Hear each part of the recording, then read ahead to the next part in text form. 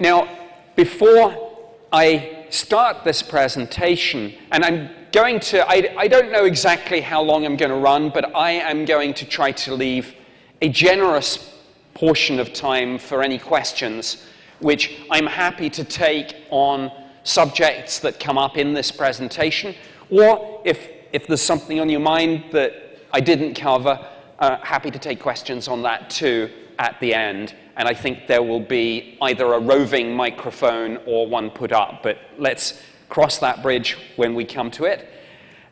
Before I start the presentation, though, I think it would be remiss of me not to, and I'm sure many people have done this and will continue to do it over the course of this conference, it would be remiss of me not to pay tribute to Stanton Friedman, who sadly died recently after a career spent advocating for this subject, researching, investigating, being the kind of person who, when the debunkers were trying to knock this subject and portray people who researched it and believed in it as crazy people, then along came this nuclear physicist in a suit, smartly dressed, intelligent, articulate, and blew them all out of the water.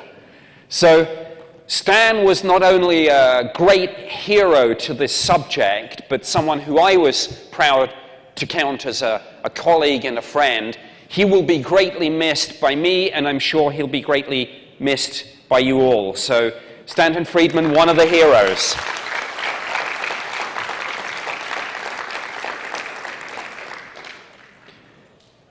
And boy, would he be loving what is going down right now. And he, of course, was fully on top of the developing story, still developing, still unfolding story of the Pentagon's ATIP program. And we will be getting into a lot of that because it really gets to the heart of what I'm going to be talking about today. So, defense or state? What's that all about? It's a line that I stole from a scientific conference on this issue. I think some of you have heard me talk before about how in 2010 the Royal Society in the United Kingdom put on 2 scientific conferences. One was called The Detection of Extraterrestrial Life and the Consequences for Science and Society. And the other one had an even more provocative title, Towards a Societal Agenda on Extraterrestrial Life. And this is the Royal Society, 300 years old. Former fellows of the Royal Society include Albert Einstein, Sir Isaac Newton, Stephen Hawking. You know, just a little science club. And they put on these 2 events. And defense or state was a line from one of the speakers. It was a throwaway line. And what he said was, just as a thought experiment, what would happen if an extraterrestrial spacecraft suddenly docked with the International Space Station? Would the astronauts call defense or state? And now, it was a kind of off-the-cuff, jocular remark, but it masked an interesting dilemma about this subject. And the dilemma isn't just, is any of this hostile or not? And we'll get to that. But the debate is, where in government does this subject sit? And where should it fit? And are the 2 necessarily the same things? And again, we will get to that. So, defense or state? Anyone want to answer that question? Who thinks defense? Who thinks state? Okay, I think, well, that's interesting. We'll get into some of that, perhaps in the Q&A. I want to make one apology in advance. I know there are a lot of people here who take I'm choosing my words carefully, spiritual, enlightened, new age, positive, whatever the phraseology is. Take that sort of a view of the phenomenon. We are going to be getting a little bit dark side with this. And I guess that's because I can't escape my background. I worked for the British government for 21 years at the Ministry of Defence, the British equivalent of your Department of Defence. And obviously, when I came to the UFO subject, I came to it from that perspective. So what I'm going to do, in all my presentations, I try to talk about predominantly what I know and not what I think. I can get into speculation, but when I do, I'll tell you when I'm moving out from knowledge into belief. And I think that's an important thing. Sometimes you listen to people and it's not quite clear which side of the line they are, but if you're briefing SecDef on something, you know, he or she probably doesn't know what you think, though they might ask at the end, but first of all, they want to know what you know. What are the facts?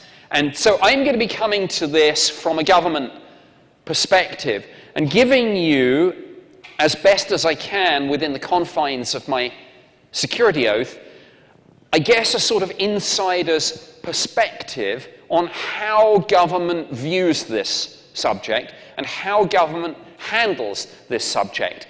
You don't have to agree with me. You don't have to believe me. And maybe we'll get into some of that at the Q&A. But I just wanted to say in advance, I know a lot of people sit through some of my presentations and say, why is he talking about threat? You know, we should be reaching out with the hand of friendship to the space people. And I get that. But I'm just telling you in advance, that's my background. So sticking to what I know, that's the perspective that I'm going to be giving you. Now, I don't know if any of you ever get flack from your family, friends, work colleagues. What, you're going to a UFO conference? No.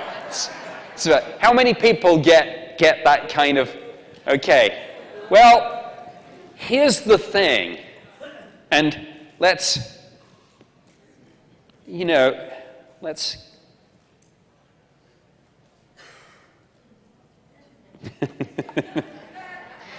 here's the thing. Up until December 16th, 2017, maybe your family, friends, work colleagues who said, you're going to a UFO conference? Yeah, that's for crazy people. Maybe up until that point, maybe they did think you were the crazy people. But now, you can look straight back at them, look them in the eye and say, we're not the crazy people, we were the people who were right. So, that statement, by the way, was the sort of statement, I lifted that from the Department of Defense website. Those sorts of statements were all over the internet. Wherever you went looking for information about UFOs, CIA, NASA, DOD, you would find statements like that. I think they've quietly taken those statements down now. If they haven't, they should. You can probably still get them with the Wayback Machine. But they were out there. If you Google that phrase, you will find that that's what they were saying. And then, of course, and we will be discussing this a lot, the news about the Pentagon's program broke. But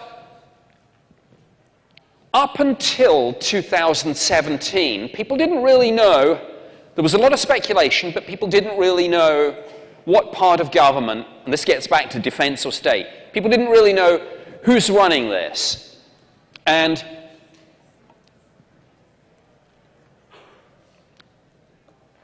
there were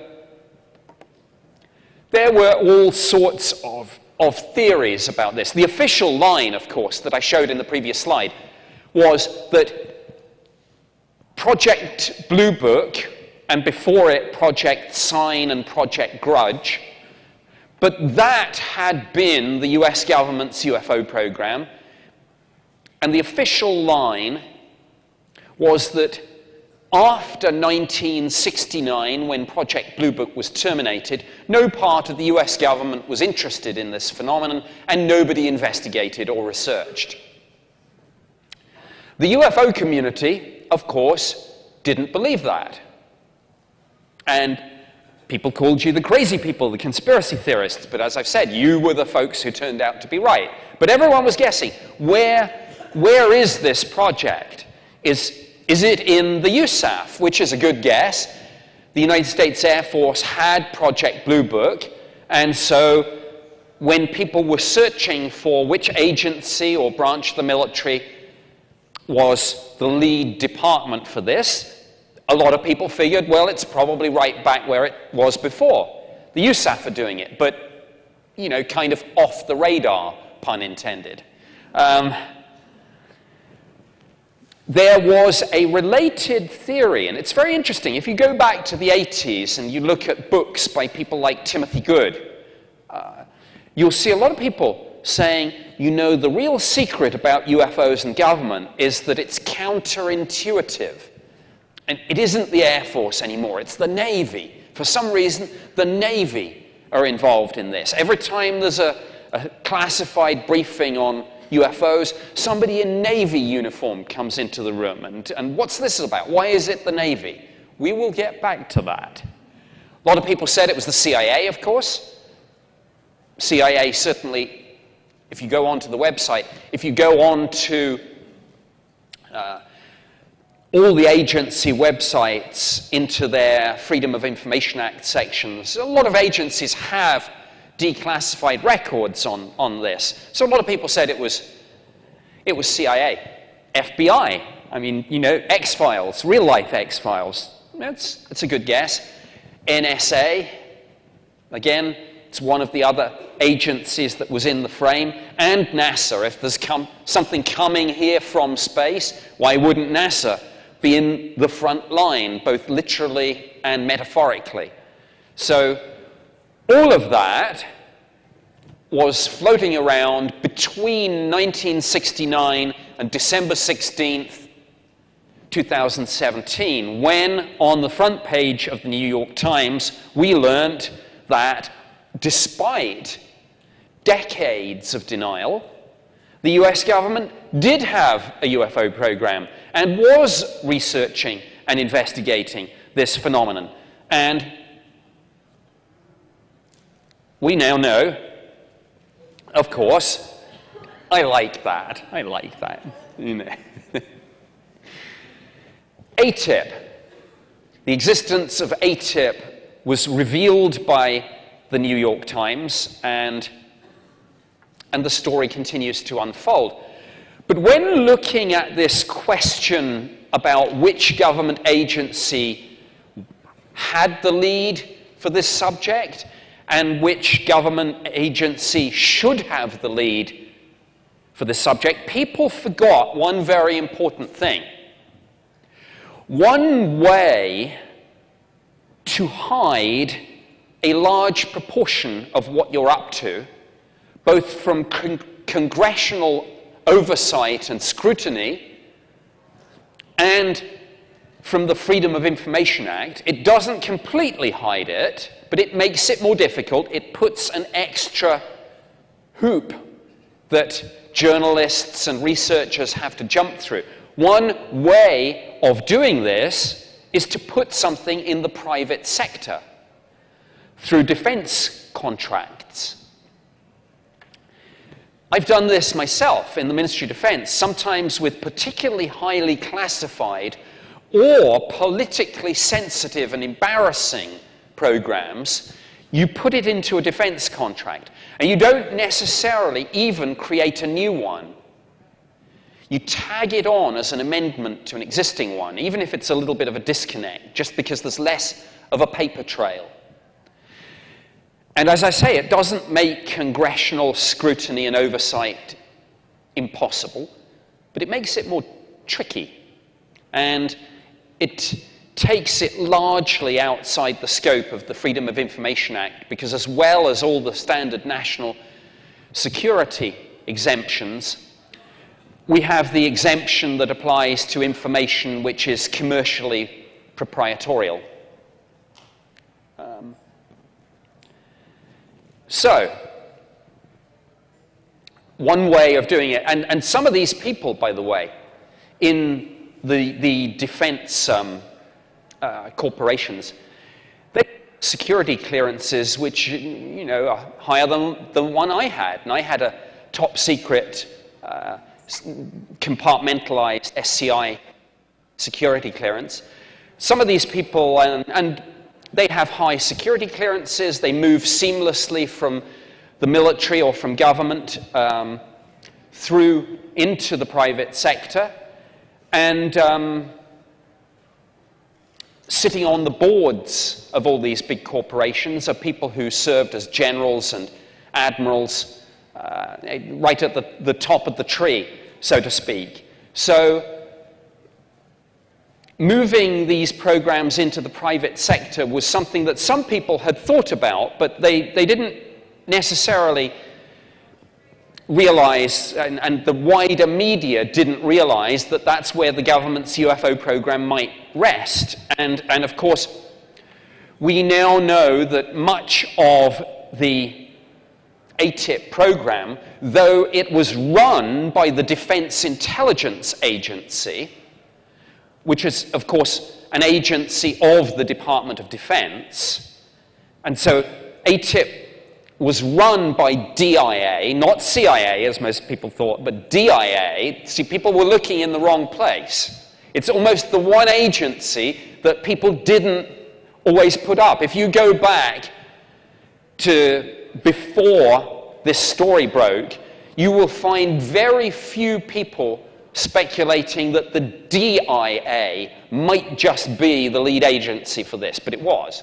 And oversight was with the Office of the Secretary of Defense, but DIA ran it, and much of it was contracted out to Robert Bigelow, to Bigelow Aerospace.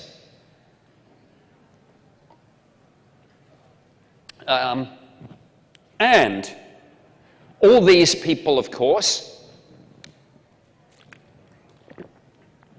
have not only security clearances, but non-disclosure agreements, etc., etc.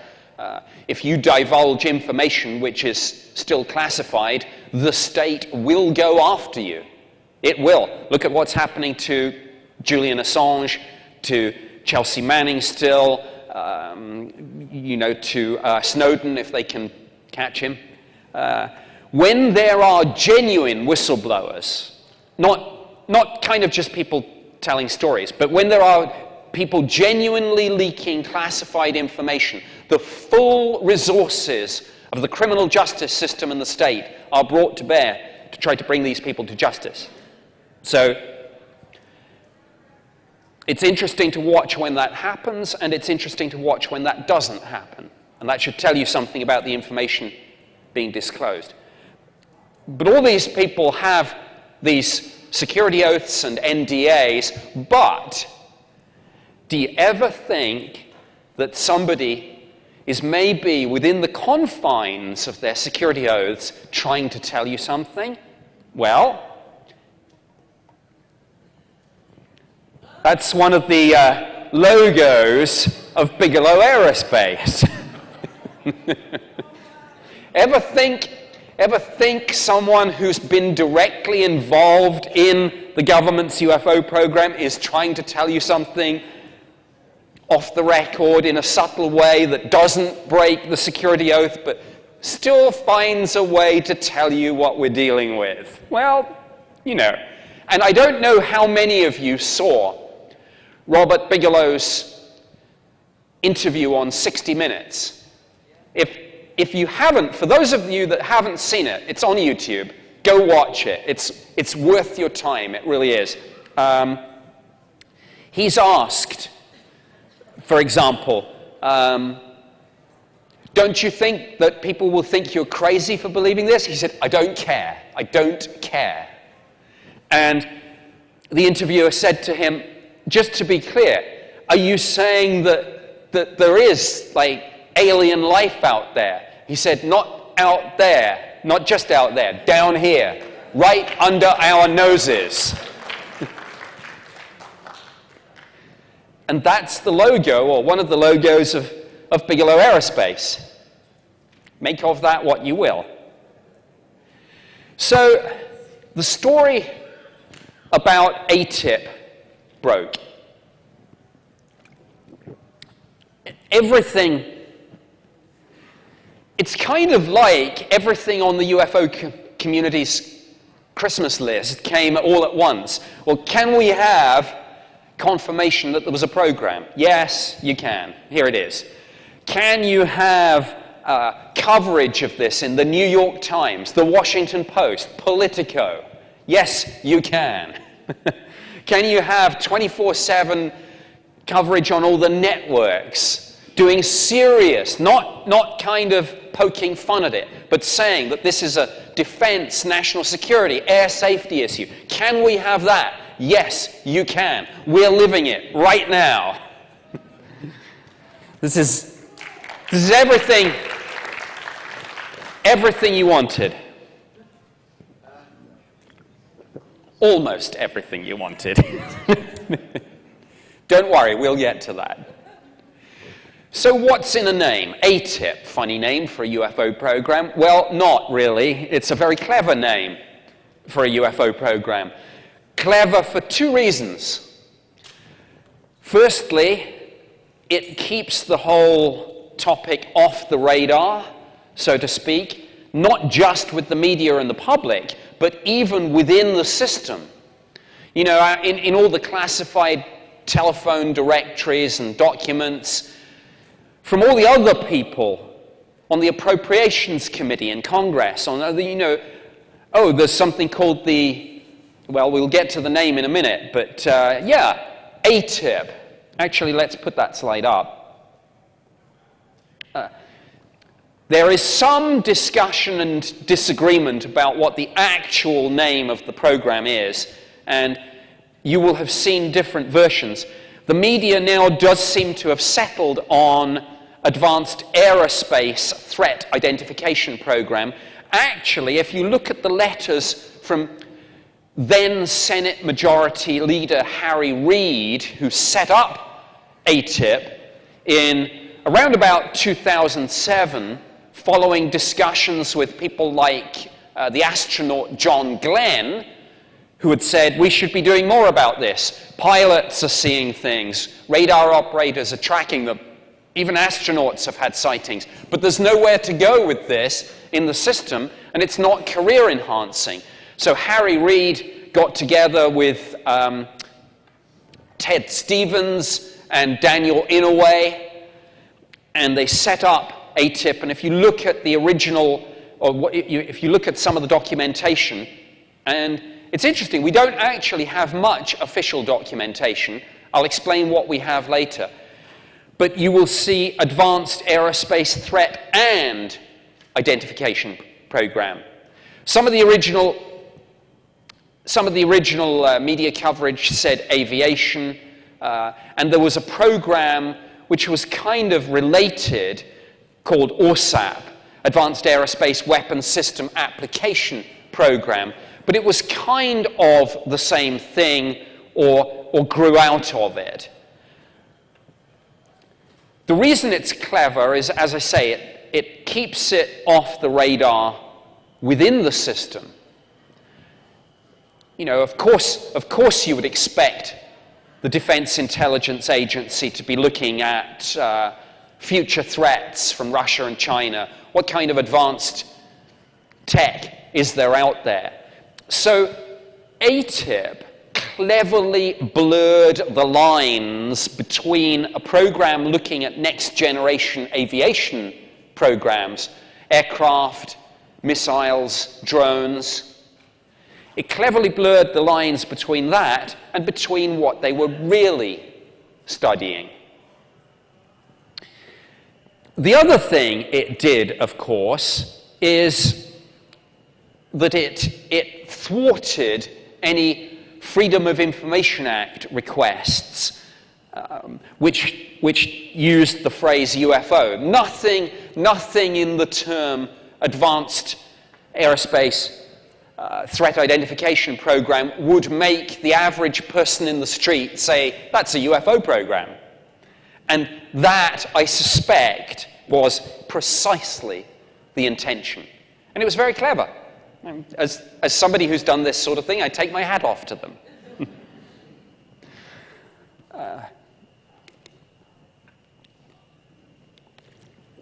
Now we'll get to the bit that you won't like. It's the bit I warned you about earlier. This is why is the word threat in almost all of those things? It's put in the middle. It leaps out at you. Threat identification program. Threat. You know, there's a T in ATIP, and there's a reason for that. And the reason is that in government, in the military, in the intelligence community, people think in terms of threats and opportunities. It's kind of the mindset, not just with UFOs, with almost everything. Almost everything that happens in government. What's the threat? What's the opportunity? And sometimes it kind of sounds crazy. Why in a bad thing would there be an opportunity? And why in a good thing would there be a threat? But there's always something that can go wrong. And there's always a silver lining in every cloud. So this is, whether we all like it or not, the lens through which government, military, intelligence community view any issue. But the UFO issue is a good example. And it may surprise a lot of people to know, just to get a little bit geeky here, but there is in fact an equation for this. Yes, there really is an equation that defines threat. And that's it. Capability times intent. And I don't know, some of you here may have a military, government or intelligence background. If you do, you may well recognize this equation. If you don't, it may just be because I'm a Brit and you have a slightly different way of putting it. But when I was in the system, this is what I was taught. Capability times intent equals threat. And in the business community, in the whole issue of risk management, which is obviously a very important part of any business model these days, there's a related equation, which is to say that risk is a function of probability and the harm that could result from that risk, that thing that you are trying to prevent, actually coming to fruition. Now, just to put a little bit of flesh on the bones, and to bring this back to UFOs, but before I do, you might say, okay, so looking at capability times intent, you might say that France has nuclear weapons. But France really has no intent to attack the United States or the United Kingdom. Well, maybe now with Brexit, I don't know. But I'm joking, I hope. France has nuclear weapons, but no intent to attack the United States. Therefore, because one of the values in the equation is 0, threat becomes 0. Doesn't matter what the capability is if there's no intent.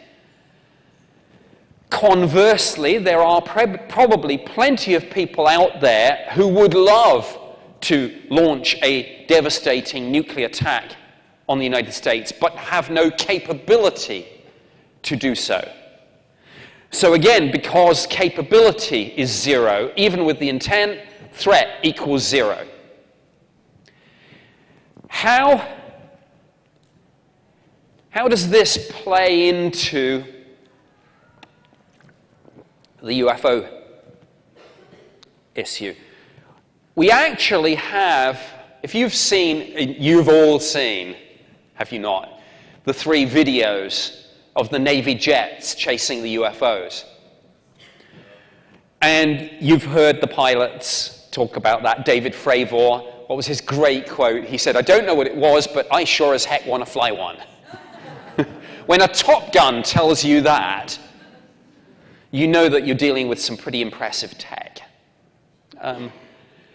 We actually have, through those videos, through the radar data and the pilot testimony, some pretty good data on capability. And in one sense, it's interesting and it's kind of disturbing, because it does seem to be that these things, I mean, look, it's one of these self-evident things. If you chase something and you can't catch it, it's faster than you. It's more maneuverable than you. And this isn't the first time this has happened, this sort of thing. We think this is, or maybe the public thinks this is new. You know it's not new.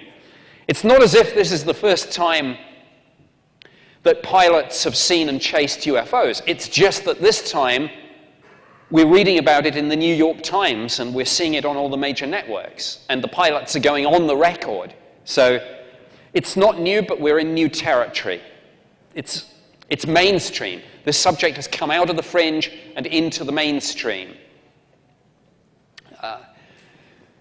And of course, if we have this data through the declassified videos, you can be darned sure that in the DIA and in the DOD, there is a whole bunch of other videos and other data and analysis relating to those videos, probably very good estimates. We've heard all the talking heads talk about them, but there's probably classified intelligence assessments on speed, maneuverability, size, energy, propulsion system, all that kind of thing. So we have some interesting data about the capability. What we don't know is the intent.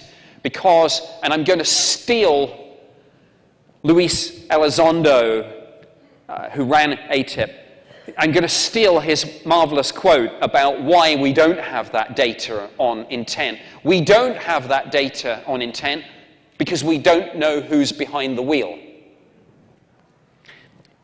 And we'll discuss this, but there are competing theories. Is it Russia? Is it China?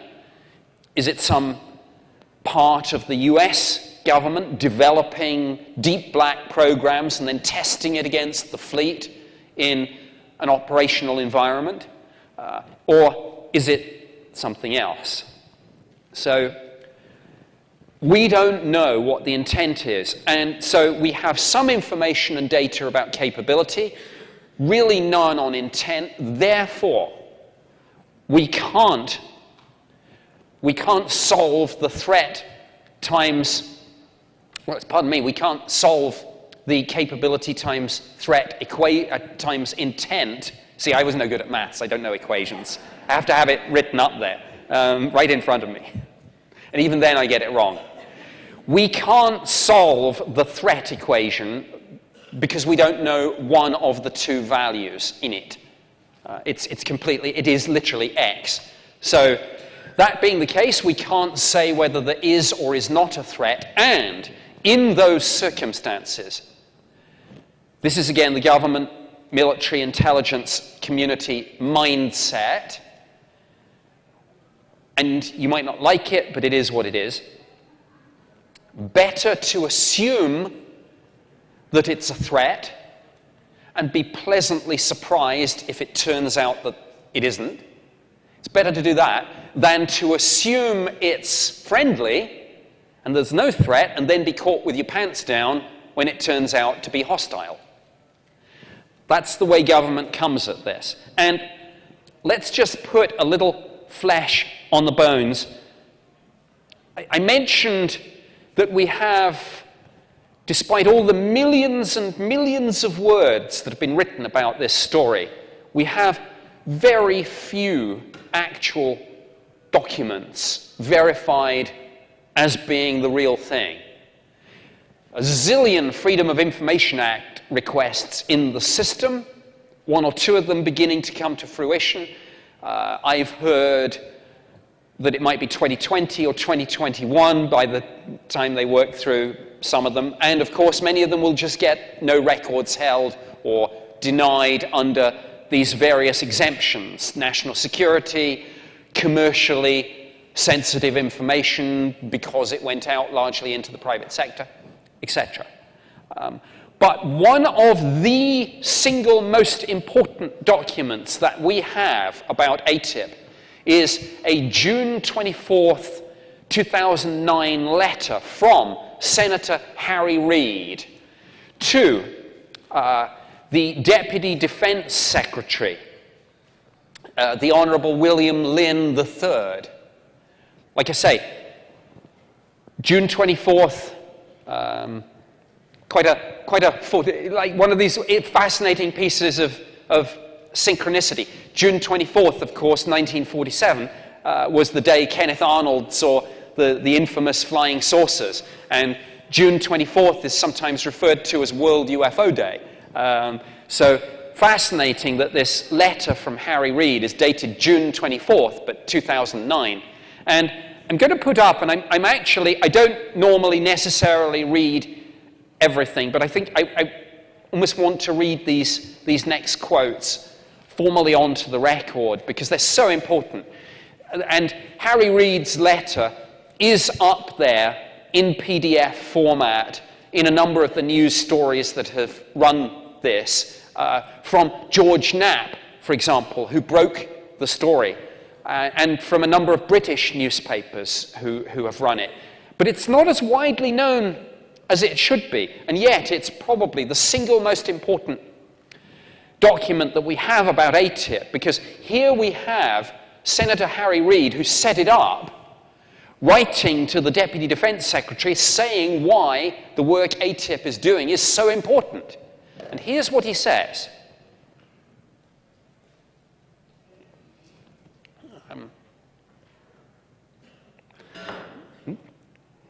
Associated exotic technologies likely involve extremely sophisticated concepts within the world of quantum mechanics, nuclear science, electromagnetic theory, gravitics, and thermodynamics. What he's talking about there is, remember I said threats and opportunities. He's talking there about the opportunities. What technology might we develop from a better understanding of the UFO phenomenon, whatever it may turn out to be? And those are some of the areas that he talked about in this letter. So there are opportunities, but there is a threat. And the threat is that, not only is the threat that this might be hostile in and of itself, but there's an associated threat that somebody else will figure out that tech first, those opportunities. Somebody else will get them. And, this is the quote, "The technological insight and capability gained will provide the US with a distinct advantage over any foreign threats and allow the US to maintain its preeminence as a world leader."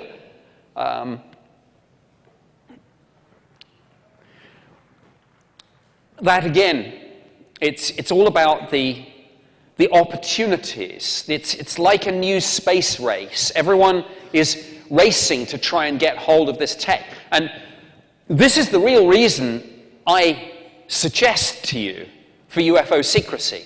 Not because there would be panic in the streets. Clearly there isn't. New York Times put it on the front page. Yeah, we don't quite know what it is, but it's real. Did anyone run to the hills waving their arms in the air? No, they did not. Well, maybe one or two did, I don't know. It's nothing to do with panic in the streets. It's nothing to do with undermining world religions. Look, most of the world religions are now kind of jockeying for position on this and beginning to slip out little statements saying, well, we'd have no doctrinal problem with the existence of this. So none of those reasons for UFO secrecy make any sense. The reason, it's all to do with the tech. The nation, or maybe corporation, on Earth that first acquires this technology, figures out how it works, whatever it is, whoever's behind the wheel, they will be the dominant force on this planet for the foreseeable future, militarily, politically, economically, whatever. So those two quotes from Harry Reid set out the opportunities, and we Brits did a similar thing.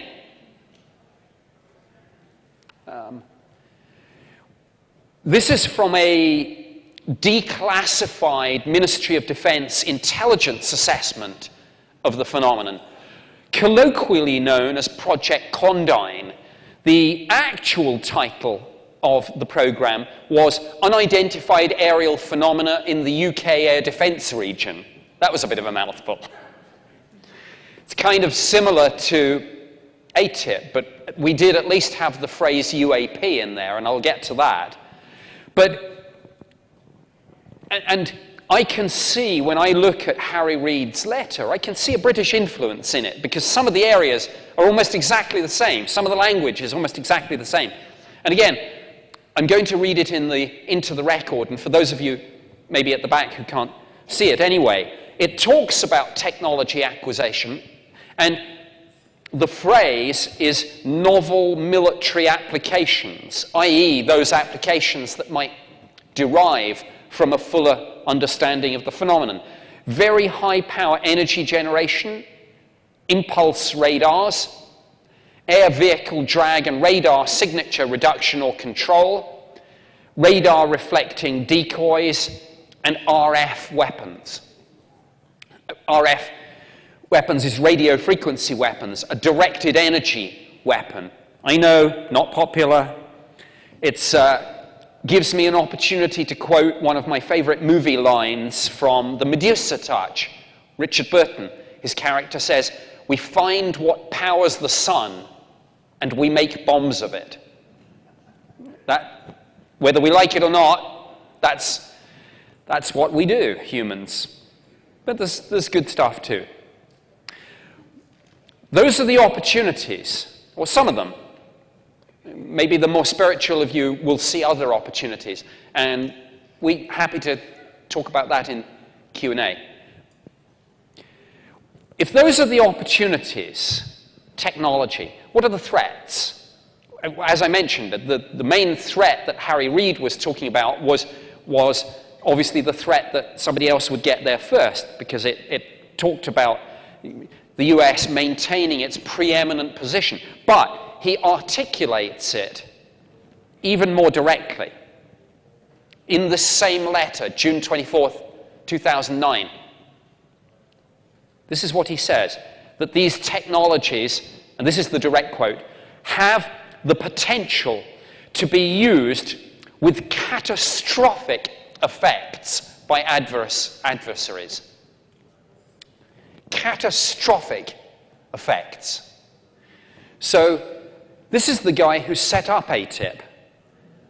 And if he's talking about it in that way, that I think gives you an insight into what we're dealing with. And I think, how many of you saw last night the first episode of the new History Channel show Unidentified?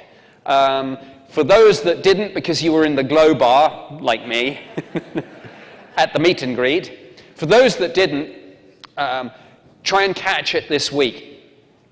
And I think it was Kevin Day, one of the radar operators involved in the 2004 USS Nimitz encounter, which is where at least one of those videos came from, with the Navy jets chasing UFOs. I think it was Kevin Day, but one of the people involved with this encounter, he put it in a little bit more colorful language than Harry Reid's very diplomatic terms, and that's what he said.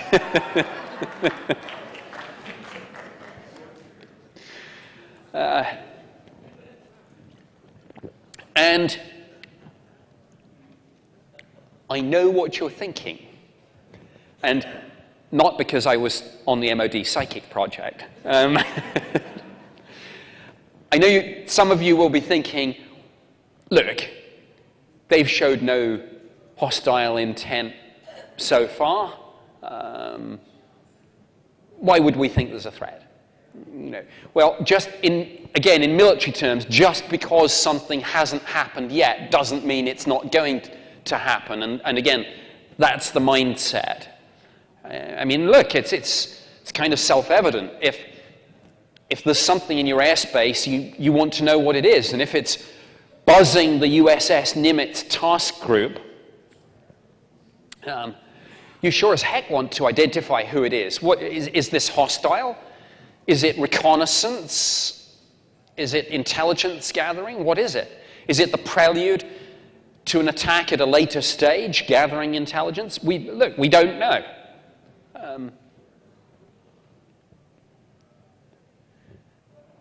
Of course, there's no getting away from the fact that it's the Navy encounters in all this that have really, I guess, contextualized this story for people. I mean, it's one thing to read that the Pentagon had a UFO program. A lot of people said, yeah, great, so what? We always knew there was something like that. And it's even okay for people to say, well, it's real, it's in our skies. Yeah, again, people like you probably say, yeah, we've known that all along. What's the big deal?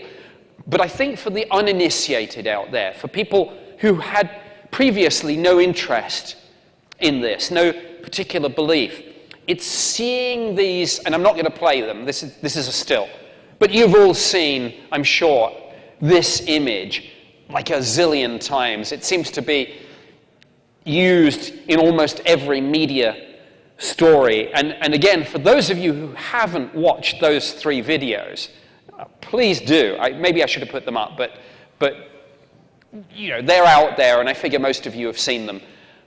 Tic Tac, Gimbal, and Go Fast. Or one of them is sometimes called FLIR, forward-looking infrared. But the language on these, I mean, for those of you who haven't heard them, go watch them on YouTube later. Again, it's worth your time, and you'll hear the pilots. And these are Top Guns who fly multi-million-dollar jets at high speed, and when they see these UFOs and they're shouting out to each other, look at that thing go, whoa, what is it? You know, as I say, that they're dealing with some pretty interesting tech. But remember at the beginning, when, as a result of that question, defense or state, I was getting into this whole question of where did people think that the lead for this subject was? And CIA, NASA, NSA, whatever. Very few people thought that the Navy might be the lead department. But you did find it. You did find people in the 80s and in the 90s, usually in the UFO community, as I mentioned, saying every time there's something on this, somebody in a Navy uniform turns up. Why would the Navy be in the lead? And it's counterintuitive, absolutely. But, people think UFOs, Sky, Air Force, or Space Force. Maybe we'll get to that. But it is interesting that almost at every turn of this story, the Navy has been in the forefront of it. Why? When the story first broke, it was the 3, or actually 2, the third one followed in January, It was these videos of the Navy jets chasing UFOs that really made this story a visual story for people, really cemented it in people's minds. It wasn't just talking heads and documents. It's like, wow, the military are chasing UFOs. And it was the Navy. And just as this whole story looked as if it had finally wound down, along came a bombshell from Politico.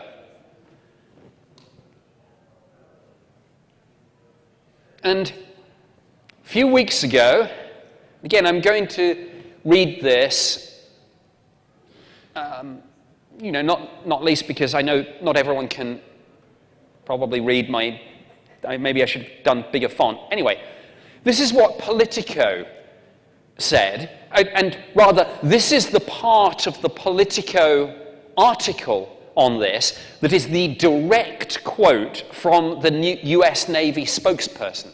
So what I've done is I'm not quoting Politico here, I am quoting directly the US Navy. There have been a number of reports of unauthorized and or unidentified aircraft, we'll come back to that, entering military-controlled ranges and designated airspace in recent years.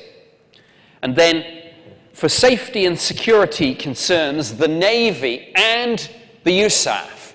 Almost the first mention of the USAF. Interesting. Take these reports very seriously and investigate each and every report. As part of this effort, the Navy is updating and formalizing the process by which reports of any such suspected intrusions can be made to the cognizant authorities. In other words, the story was that the Navy pilots are seeing UFOs and they are updating their guidance to encourage more of these military witnesses to come forward, to destigmatize it. Previously, this wasn't very career-enhancing. I've spoken, back when I was doing this job for the Ministry of Defence in the UK, but since then, I've spoken to numerous military and civilian pilots and aircrew, more generally, who have said, we have seen UFOs, but we have not reported them. If it's commercial airline pilots and aircrew, it's largely because there's an unwritten rule.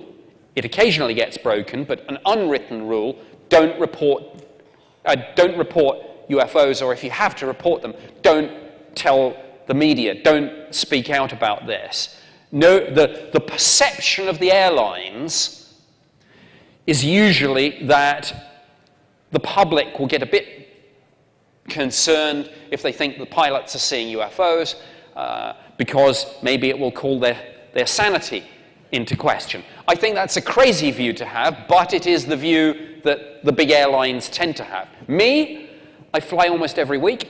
I would rather fly with an airline whose pilots are watching out and seeing something, and if there's unusual something out there, paying attention.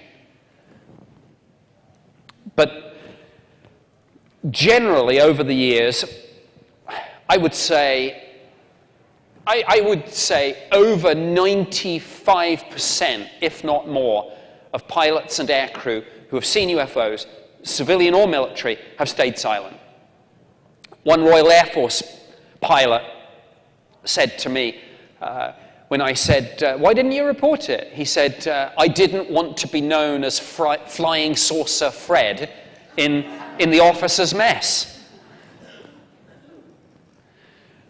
But now the Navy come out and Politico broke this story a few weeks ago, and the whole story of ATIP exploded back into the public consciousness.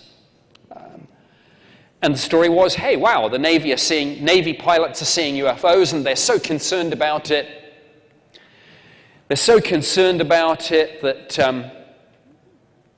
they're issuing new policy guidance. And then they went on to say this, and this was a follow-up in the Washington Post. So I am not quoting some fringe website here. All the quotes that I put up, it's like Washington Post, Politico.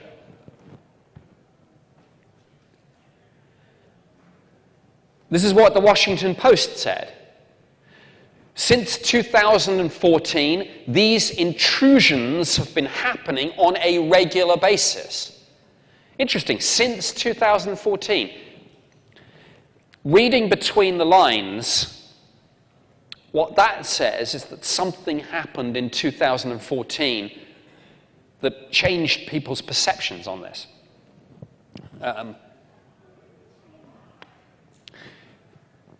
Since 2014, these intrusions have been happening on a regular basis. Implication, before 2014, they were happening on an occasional basis. We know that. The Nimitz incident was 2004. The clear implication, therefore, is that something game-changing in terms of the intensity of this happened in 2014, and it's now regular. And they went on to say, and again, this is not the journalist writing. This is in the journalist's story, but these are the direct quotes from the US Navy.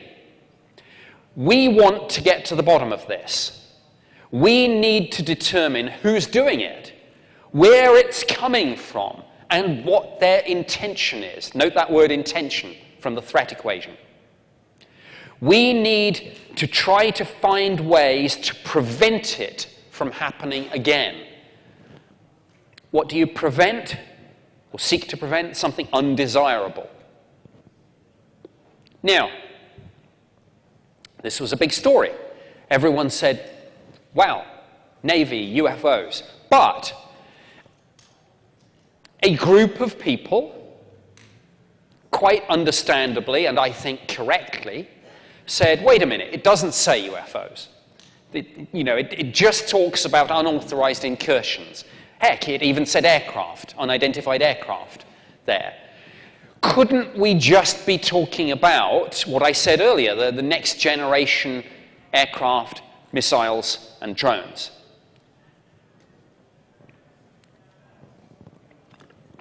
And that argument was going on. Look, they've never said, actually, UFO. This is just the media and the public interpretation of what they're talking about. And then, last week,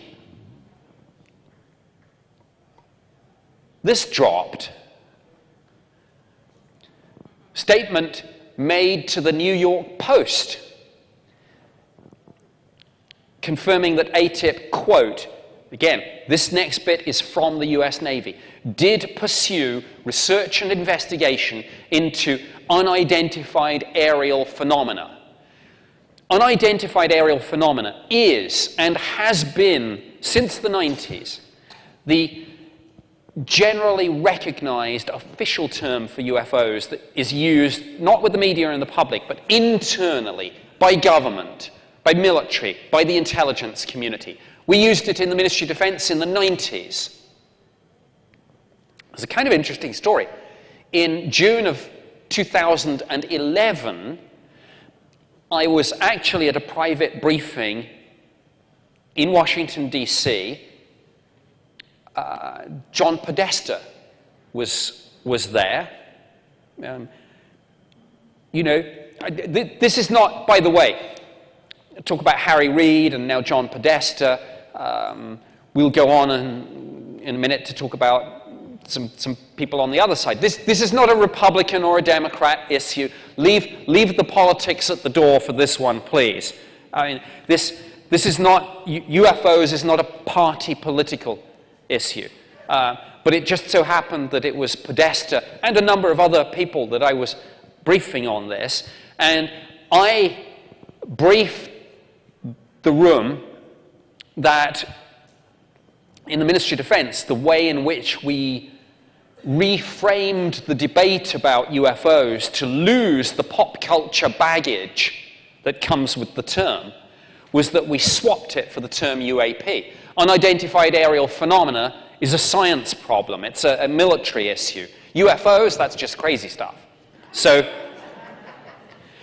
And John Podesta was very interested in that, and I didn't think much about it until a couple of years later. Switched on the Jimmy Kimmel show, and there was Hillary Clinton, and Jimmy Kimmel asked her about UFOs, and she said, no, there's a new term. It's UAP. And I thought, hey, I did that.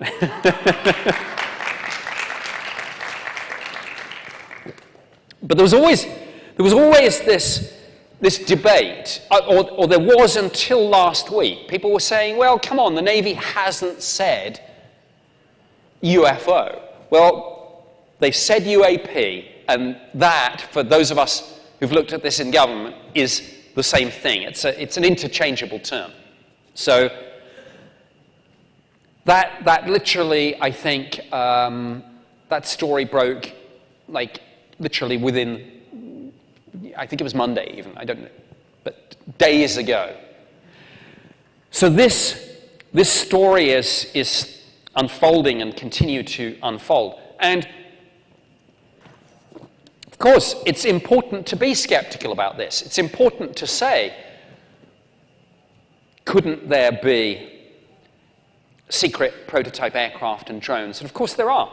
I'm now going to, I've too much words. I'm going to show you a picture. It's always fun to show you a picture. Some of you may have seen me show this before. This is not from a science fiction movie. This is a real thing, and it's British. Hurrah! Us Brits can still build things. This is Tyrannus. It is an unpiloted aerial vehicle. It will remotely fly probably a classified distance and remain on target for a probably classified amount of time.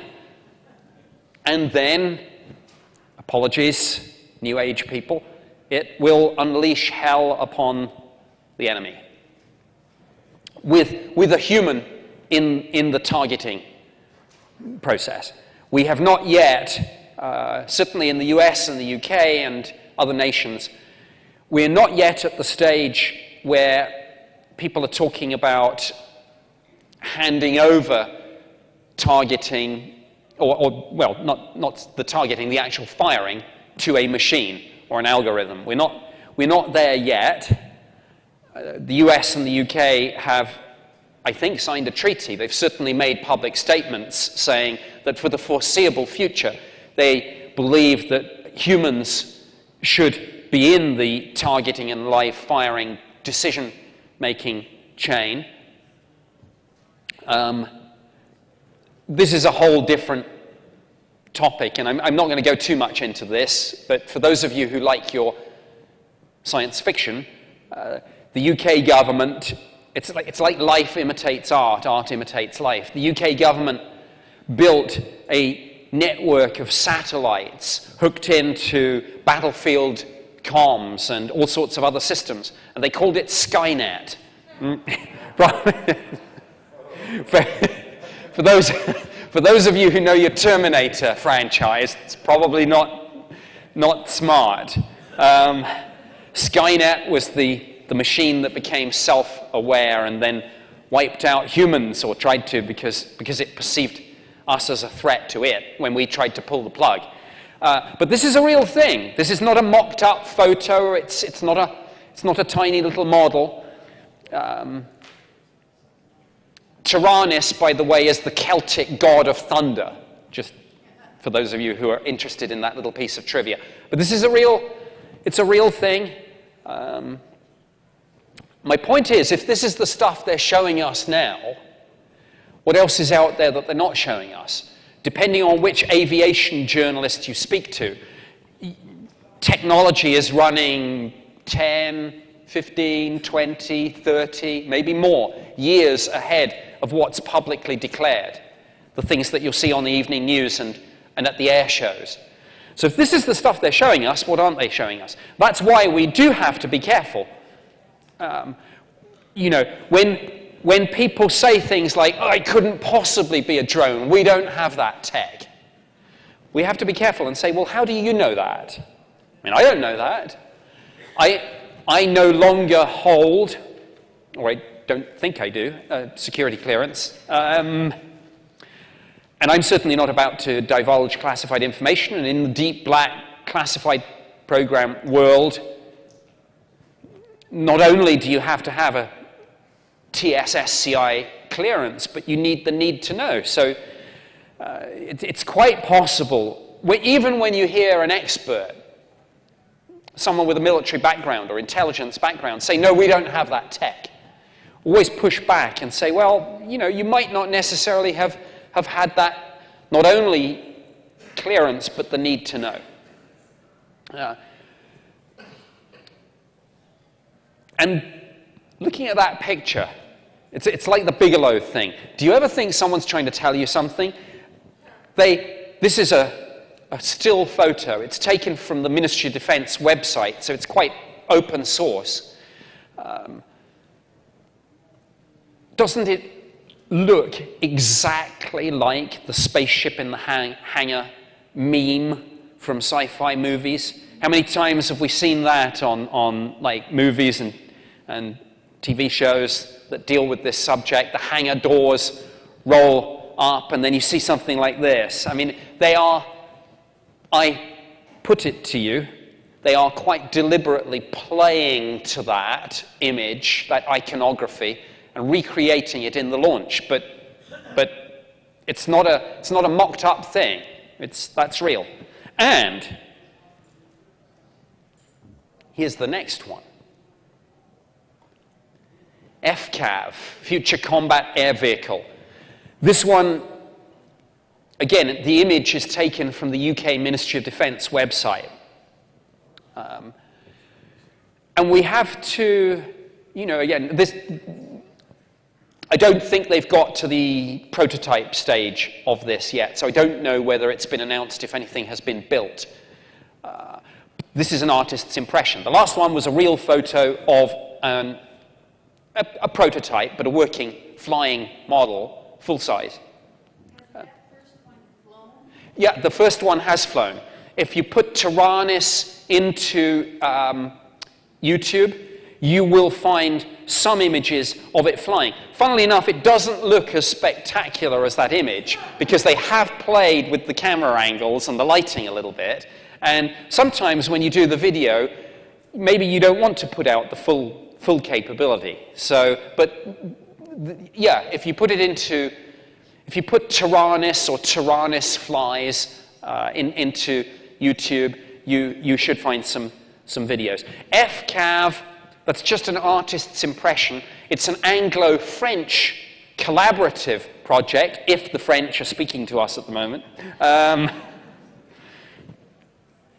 But it goes back to what I spoke about earlier, this blurring of the lines between UFOs and high-tech, but decidedly terrestrial projects.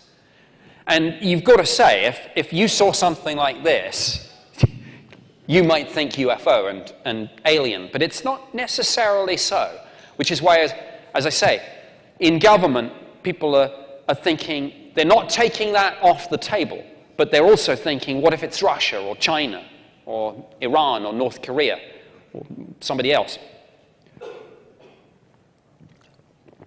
I don't have time to get into this, but it will be covered in the new History Channel show, Unidentified. But a big part of the story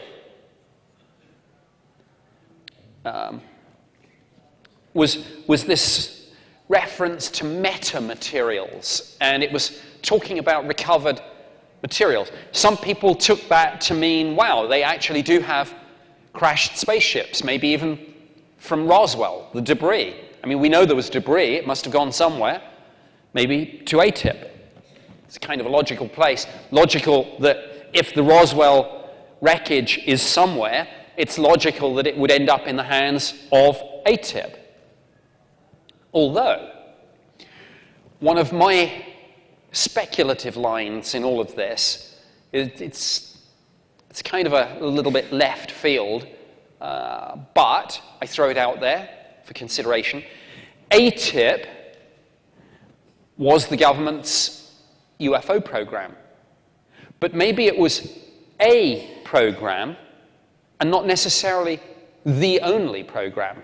So maybe there are things that even ATIP didn't have access to. But metamaterials, debris, some of which came from the public. Over the years, a lot of people have said, I had a close encounter, I've found something strange, piece of metal, something that looks as if, that's just, sorry, for anyone taking a photo of that, that's not an actual photo, that's just a generic kind of thing from the internet. Sorry, that's not from Roswell, don't, sorry to disappoint. That's just a kind of one of those free-to-use images from the internet.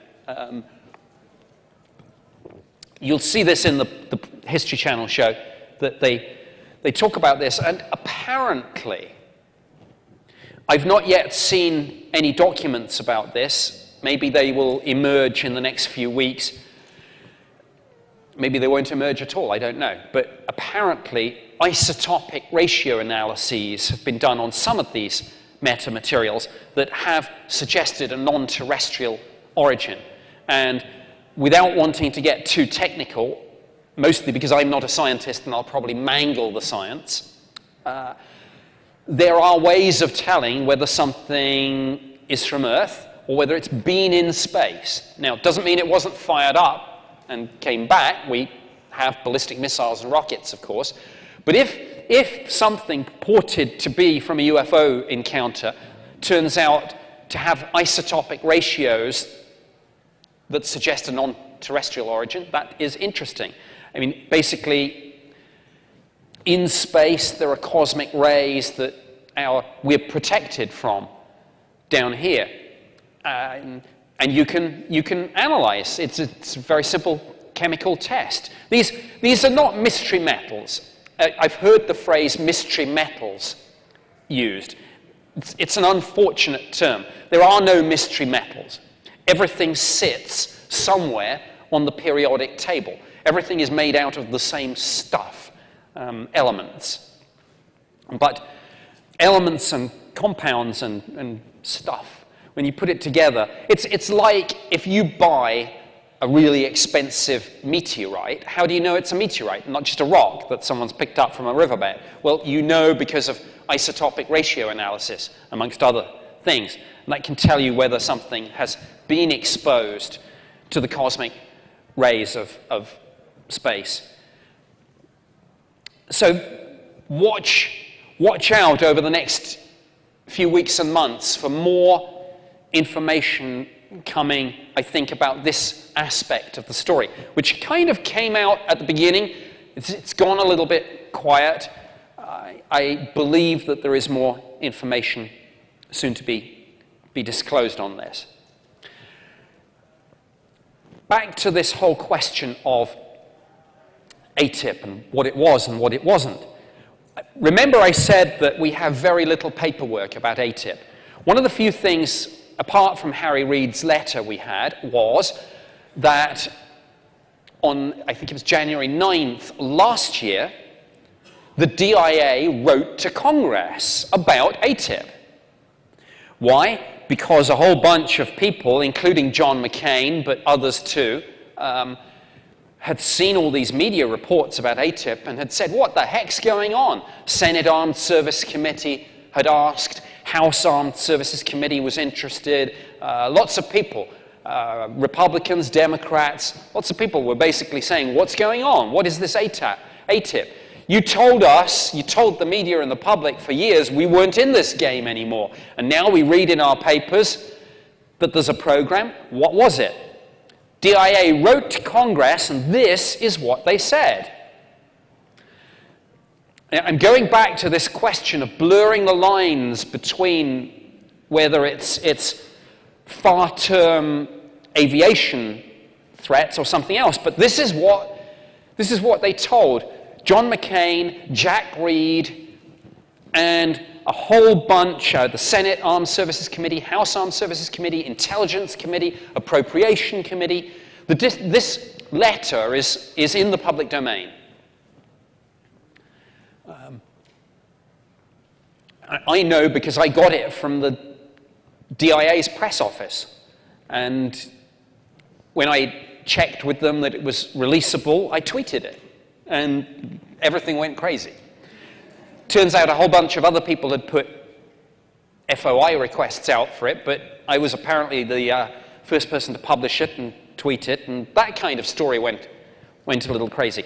The purpose of ATIP was to investigate foreign advanced aerospace weapon threats from the present out to the next 40 years. That's what they told Congress in the cover letter.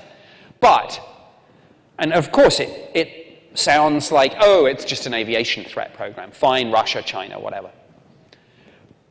Then, as the attachment to the letter, they listed a number of research papers that had been produced under the ATIP contract.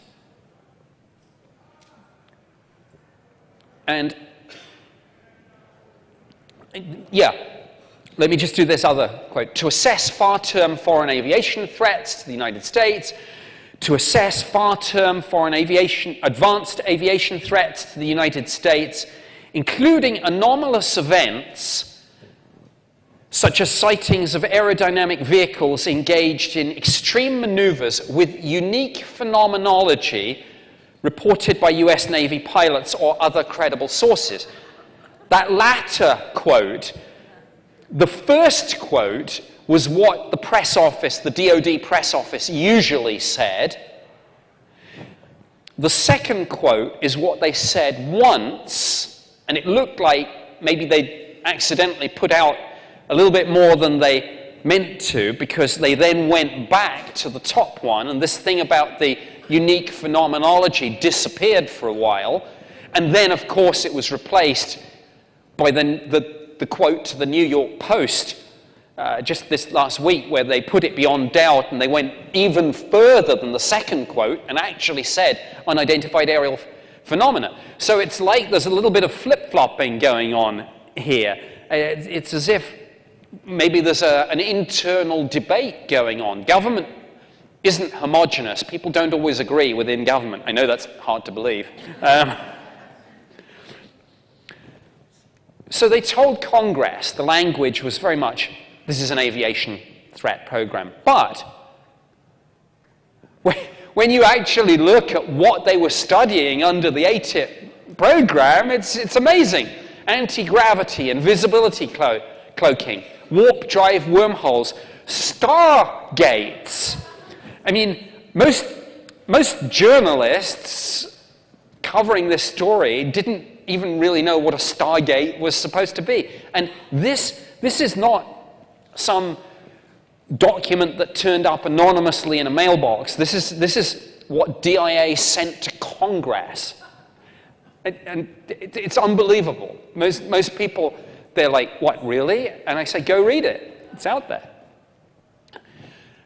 For anyone who thinks, yeah, but it still could be about the Russians or the Chinese, I mean, the next 40 years, well, maybe we're getting into some of this tech. It's not like people don't study things like anti-gravity and warp drive. There's a lot of theoretical physics out there. But the absolute kicker was the Drake equation. For those of you that don't know, the Drake equation is a construct designed to estimate how many communicable civilizations there might be in our galaxy, the Milky Way.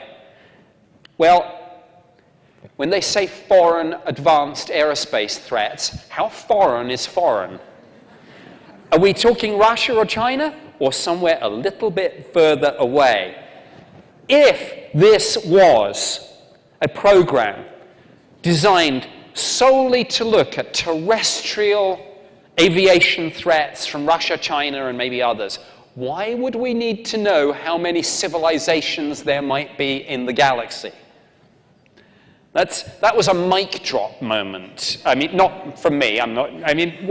When that document was published, and when the DIA told Congress that one of the products produced, which is the terminology they used under the ATIP program, was a study into the Drake equation, that should have been the biggest clue in history as to what the real target of this program was, what the real purpose of these investigations were. I don't, because I want to take some questions, I don't have time to get too much into this thing, but one of the throwaway lines in Harry Reid's letter was he was talking about human interface and human effects. The first quote is from the New York Times, their original December 16th, 2017 article. Researchers also studied people who said they had experienced physical effects from encounters with the objects and examined them for any physiological changes. That was in the New York Times, but everyone was so interested in Navy videos, that little throwaway line kind of got forgotten. It's coming back with a vengeance. Don't worry. The next bit is from a declassified British intelligence study. It's the same one that I mentioned yesterday. The well-reported Rendlesham Forest Bentwaters event is an example where it might be postulated that several observers were probably exposed to UAP, unidentified aerial phenomena, radiation for longer than normal UAP sighting periods. And one of remember the previous slide, I listed all those studies that they'd done, anti-gravity, the Drake equation, warp drive, stargates. One of those papers said field effects on biological tissues. I will choose my words carefully at this next point, because it's a sensitive issue and there are legal and ethical aspects to it. Clearly there are people, and maybe some of them are in this audience, who believe not only that they have seen a UFO, but they've had a close encounter, whatever terminology they might use. Some people even go further and say, I have had an abduction experience, an alien contact experience. I have had people say to me, literally the words, when I was on the ship. Clearly the people investigating this weren't ignoring those sorts of accounts either. Obviously they kind of concentrate on the Navy jets chasing the UFOs, but they are not ignoring the human effects.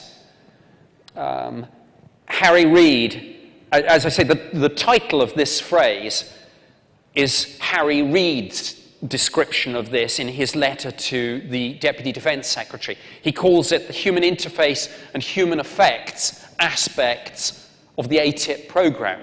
I guess he didn't want to say we were looking at people who claim to have actually had close encounters. This is where I'll choose my words particularly carefully.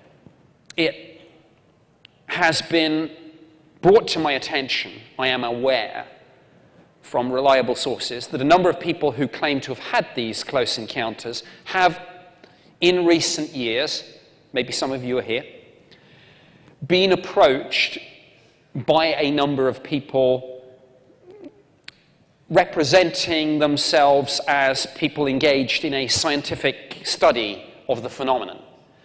And I am aware that people have asked for, and some have given, blood and DNA samples. Well, congratulations. You've just met ATIP. Maybe. It seems that some of that material, if not all of it, was probably being collected by either ATIP or by people associated with the ATIP program. And obviously this raises legal and ethical issues, since the Church Committee and the MK Ultra experiments, the LSD experiments, and such like. I suspect we will be hearing more about the human interface and human effects aspect of this story over the next few weeks and months as this continues to unfold.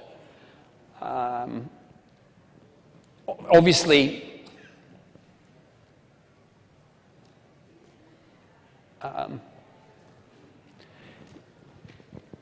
not going to show that, that's a still, but just to illustrate all of this, Navy jets chasing UFOs, metamaterials, human interface and human effects, the fact that the DIA were studying stargates and warp drive and the Drake equation, all of this has made mainstream media impact. And I've been on Tucker Carlson Tonight, for example, I think 5 times now, and other people have done it. People connected with the ATIP program have appeared on it too. Lou Elizondo, Christopher Mellon, and others. And Harry Reid, by the way, I mean, he's obviously, once this story broke, he infamously, or I rather like this, when the New York Times ran their story, Harry Reid, who after all had set this up, he just tweeted with a link to the New York Times story, "The truth is out there." Seriously. And it's that second bit, seriously, that is interesting, I think. Defense or state? I asked the question right at the beginning.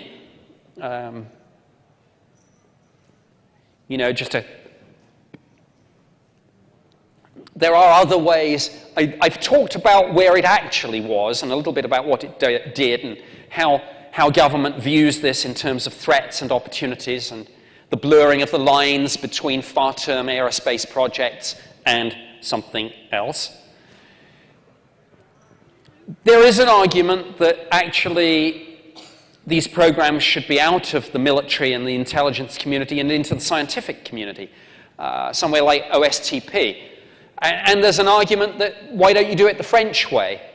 The French embed their UFO program in their National Space Center, and that gives it a more space and scientific aspect. We can get into perhaps Space Force speculation in the Q&A, but before I wrap up, I'm just hopefully going to show you a video, and it's a kind of little plug for my own film on this. I'm going to see if this, if I can get this to play. It may just take a little while to load.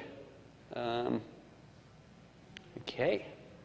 It may come up automatically, or it may just take a little time to load. How are we doing on that? Okay. While I'm waiting for either the box to come up or for someone to perhaps help me with this. Maybe I just hit something. Okay, here we go.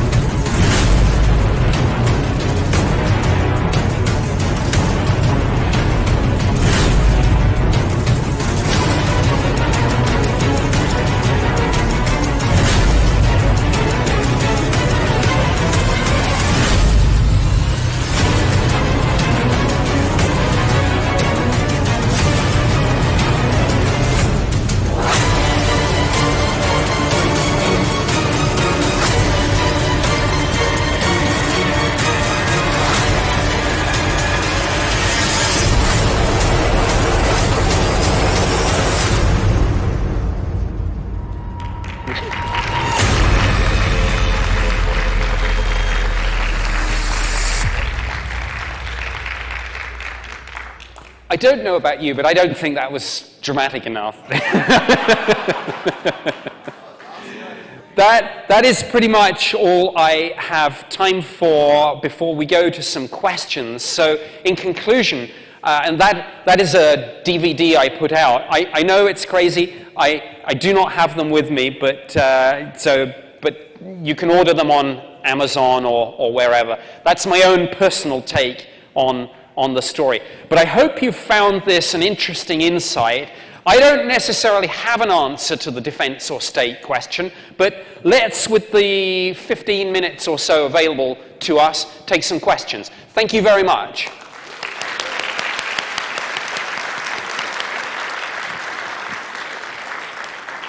I'll stand on my tippy toes.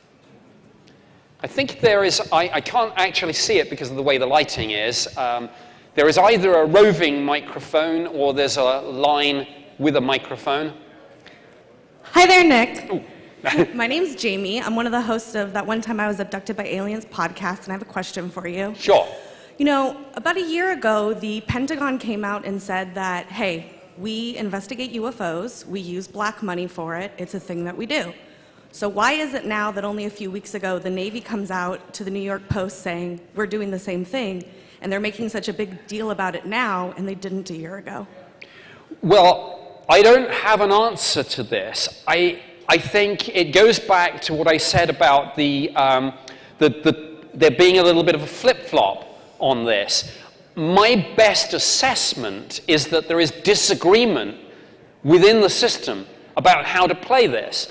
So we had the original announcement, the confirmation that the program existed, but then clearly different statements were being put out, and for a while the Navy was just saying this is, I've in the UK, I've used phrases, I've seen phrases like unconventional aircraft, unusual helicopter, and that's the way the story was being spun. It's almost as if what happened in the last few weeks is that elements within the Navy are maybe saying, no, let's not spin this as being about aviation. It really isn't. Let's call it what it is. And I think, not for the first time, that within government there is a kind of skeptic versus believer debate about what this phenomenon is, and an associated debate about how to play it.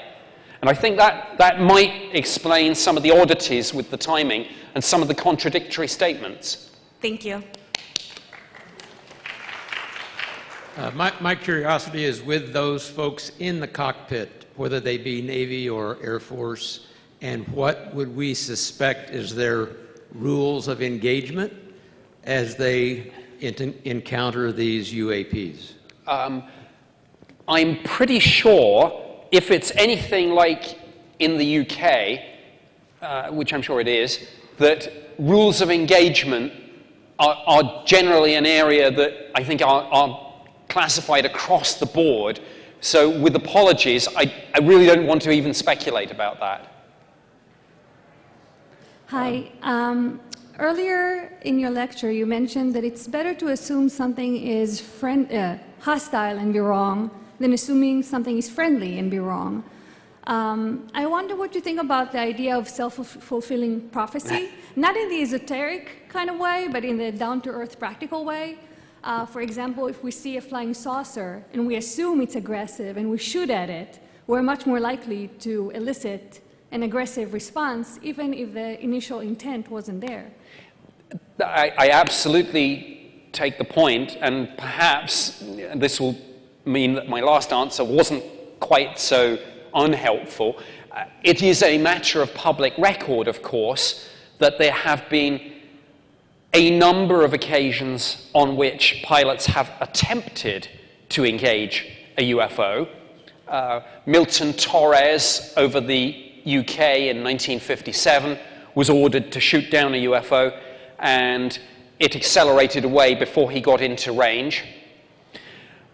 Parviz Jafari in Iran, 1976, attempted to fire an air-to-air missile at a UFO, but his weapons control panel suddenly went down. And Oscar Maria Santahuertes in Peru, I believe, 1980, did actually fire on a UFO with his machine cannon, and his testimony was that he believed he'd hit it, but that the rounds were absorbed and seemed to have no effect. But I take your point. If we're being visited by extraterrestrials, the technology required for viable interstellar travel is self-evidently orders of magnitude above and beyond our own. And while I can't discuss rules of engagement, I think it's a kind of a matter of common sense. It's probably not a good idea to poke a stick at something that might be a million years ahead of you. Because, let's face it, in a universe nearly 14 billion years old, the chances of encountering a civilization and finding, oh, they're just like about 10 years ahead of us, are pretty slim. The Copernican principle, the principle of mediocrity, always holds that you're likely somewhere in the middle. So, imagine what a civilization a million years ahead of us might do. Do you want to shoot at those sorts of people? Probably not. Yeah, I'm a little confused on the New York Times story and the basic source of how it all broke free. I'm thinking that Luis Elizondo passed some of the videos, and he did say that there's a lot more to come that's just jaw-dropping that we haven't seen yet. And it's a two-part question. If you, because of your background, if you were in a meeting with Luis Elizondo privately, would you discuss and divulge some of the interesting things that happened that we're still not being told? I have actually met Lou and sat down and had a conversation with him about, pretty much just that. And I think that the short answer is that there's more to come. The slightly longer answer, really going back to your original question, in terms of the sources for the New York Times story, absolutely, Lou was one of them. But clearly the other main one was Harry Reid himself, who set up the program and then confirmed that the program did indeed exist. And David Fravor, one of the pilots who was involved in one of these incidents, he was another source for the story. So I think the New York Times have named their sources. And I've written for the New York Times. Believe me when I tell you that their fact-checking is brutal. And I mean, they would not have printed something, particularly on this subject, without being 100% sure of themselves.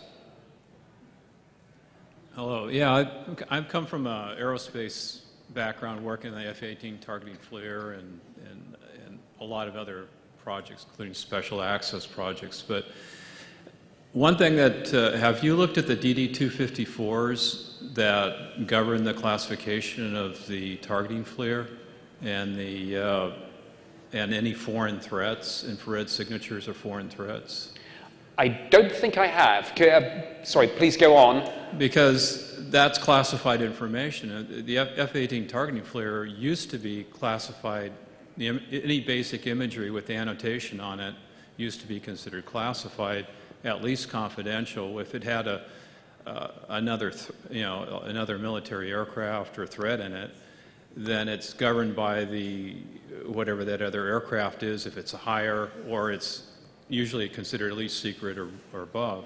So I'm not sure what the current DD-254 is, because I worked on the AAS-38B, the tracker and the search and track, and I just find it amazing to see that the laser spot tracker was on, and all that. They probably at least lased it. There is a debate about this, and I believe that George Knapp has published what I believe the DoD has confirmed were the forms that pertain to the release of this document. Yeah, they should be unclassified, the DD-254s that govern. Because they tell you what is classified. Yes. So they're. I think if you, I think they are on George Knapp's website. Now, he's an investigative journalist, of course, for KLAS 8, I think, out of Vegas. And I believe they were the first to publish those forms. So I think they're out there. I think John Greenwald, who runs the Black Vault website, also has them on his site. There is a debate about whether that was enough or whether there should have been a further form authorizing the public release. So I think there's still a little bit of toing and froing about that. But yeah, that's very telling. If they took classified information and revealed it, there must be a real reason. Yeah, I mean, obviously, if somebody didn't go through the proper process there, they will be in very serious trouble, potentially. So yeah, they would be in jail. But yeah, I have a look at those forms. I believe they're on the KLAS 8 website and John Greenwald's blackvault.com. Hi, I've been working at North Island for the last 27 years. I work in service engineering for the E2C aircraft program. And we have various customers aside from domestic. We have French, Taiwan, and Japan. And I guess one of the questions I've always had, right now we're struggling keeping our customers supported with this archaic systems with such obsolescence. And then we have this new car-shine technology. If it's not to defend extraterrestrial and it's just for domestic, what's the holdup and why are all these countries, especially us, working with such archaic technology and obsolescent systems for our defense? Well, I don't want to get too political, but of course there have been statements made, I think literally this last week, in association with the row about trade, to say basically, not to put too fine a point on it, we're worried about China and others stealing the tech. So I think worries about tech getting out there and being appropriated by other nations is one reason why a lot of this is kept so compartmentalized. And yeah, I totally understand. It's frustrating. I mean, you see it. I don't think it's a unique problem. I mean, it's everywhere. You're working on something and you learn that someone in the office over the corridor has a brand shiny new one, and you're like, hey, why can't I have that? And I get it, but I think it's classification is one issue, and the associated concern about stealing of trade secrets and proprietary information. Yes, Nick. My question would be, you mentioned the Drake equation, and I'm wondering with the new Keck telescope coming up with an estimate of, I believe, 40 billion or 20 billion solar systems that have planets in the Goldilocks zone.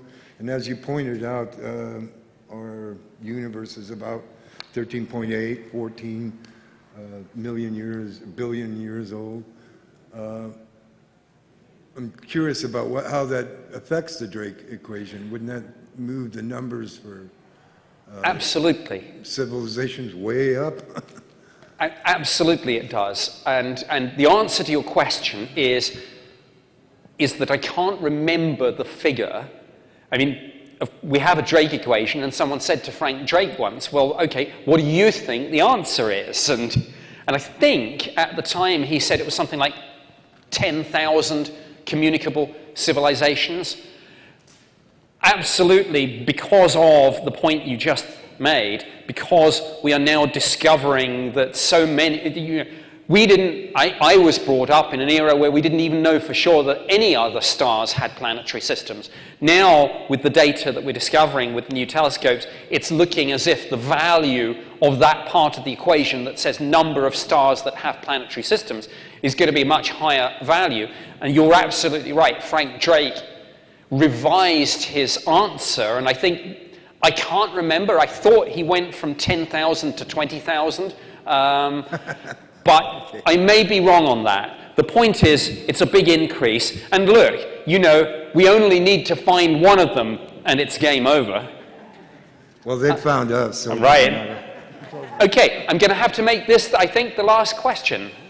In the 2004 Nimitz event, after the original encounter, there was reference made, I think, in the Times article that several of the aircraft then rendezvoused at a point at which the Tic Tac, or the object, was in fact waiting for them at the rendezvous point. Wouldn't that tend to imply that not only are the vehicles just incredibly superior in their physical abilities, but their intelligence gathering ability, they were able to crack essentially military-grade encryption to understand where these aircraft would rendezvous? Wouldn't that even be a bigger issue? Because now the whole command and control structure of the U.S. Navy seems to be compromised by the intelligence of this vehicle. It's a huge issue. Absolutely, I agree 100%. And I think that's the issue behind some of those fairly strongly worded Navy statements that we've seen in the last few weeks. Like, we must find a way to figure out what this is and to prevent it happening again. And there's a very good article in one of the specialist websites. I can't remember which one it is. Maybe it's Warzone or The Drive. And maybe I think it says that of particular concern, this was almost the first live trialing of a new integrated command and control and communication system. And as you say, if somebody's in that, it's a huge concern. It renders our defenses useless. And that's why I guess we're back to the threat equation.